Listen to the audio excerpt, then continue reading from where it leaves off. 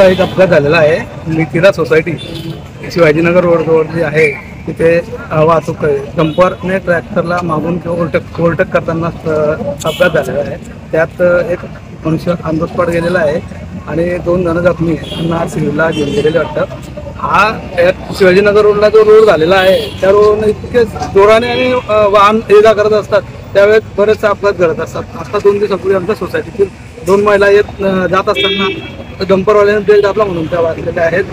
परंतु ही आमची वेळ बरेच दिवसापासून मागणी आहे, जेव्हापासून रोड झालेला आहे तेव्हापासून आम्ही गतिरोधकाची मागणी करत आहेत, परंतु ती होत नाही। यामुळे सोसायटीतील लोकांना बरेच गोष्टींना भविष्यात जीवितास हानी होऊ शकते। आज हा माणूस गेलेला आहे, उद्या सोसायटीतून कोणी जाऊ शकतात। आमची मागणी आहे की लवकरात लवकर गतिरोधक बसण्यात यावे।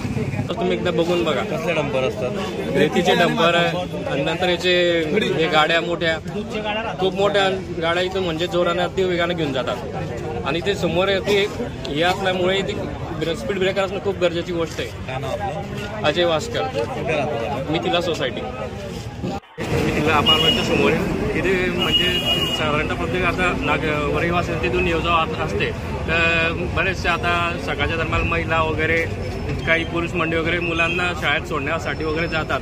त्या टायमाला इकडे येणारे भरधाव वाहन एकदम जे असतात ते एकदम कोणाला दिसत नाही। त्या टायमाला भविष्यामध्ये मोठा अपघात होण्याची खूप मोठी शक्यता याच्यात काही नाकारता येत नाही। ते बरेच वेळा आपण इथे पाहिल्यामुळे बी एकदम आणि कोणी एकदम असं ब्रेक लावू शकत नाही। लहान मुलं जास्त टायमाला इथून दुकानं वगैरे कोणी जास्त जातात समोर